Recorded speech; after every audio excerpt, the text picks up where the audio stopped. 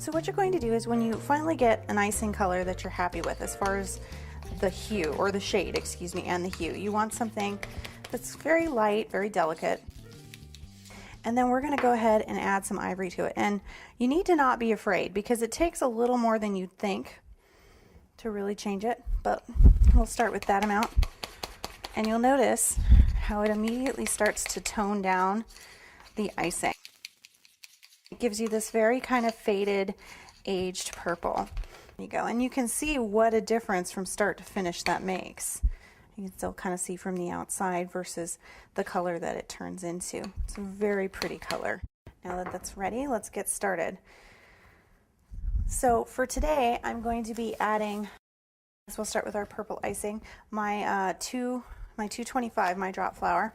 I'm going to go ahead and put my purple icing in this particular cone, and that's because I'm going to try to be replicating the look of wisteria, which is a beautiful hanging flower used in lots of arbors, and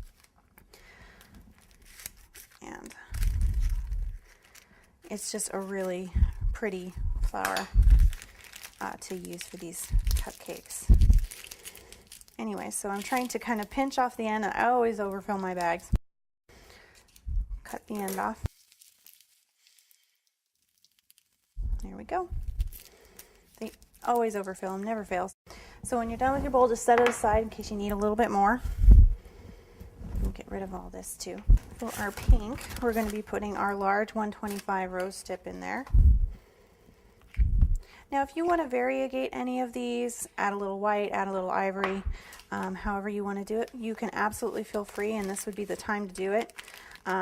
Just for the sake of the demo today, I'm just trying to keep it just like we did it for her wedding, which was very simple, more solid colors. And there's kind of an unwritten rule to cake decorating. If it's for a paying client, you don't lick your fingers. But, you know, if it's for family, then all bets are off. This particular buttercream is the amazing Susan Carberry's recipe. And I really, really love this recipe because it has a nice bright white. It's got a great consistency to work with, and you can actually find the recipe for this in Buttercream A to Z. Okay, now if you'll notice, I didn't add a tip to this particular bag. This is our yellow, and I did not, get down there, I did not add a tip. And that's because for the flowers that I want to do with my yellow, I'm actually just going to cut a V, just like you would for a leaf. So I'm just going to cut a V, and I'm going to pinch it pretty hard. And that's going to give us that great shape.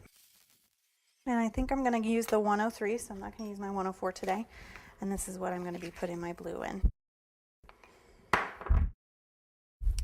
Now what I'm going to try to be accomplishing with the blue is kind of the general outline of lupin or lupine, depending on what part of the country you're from.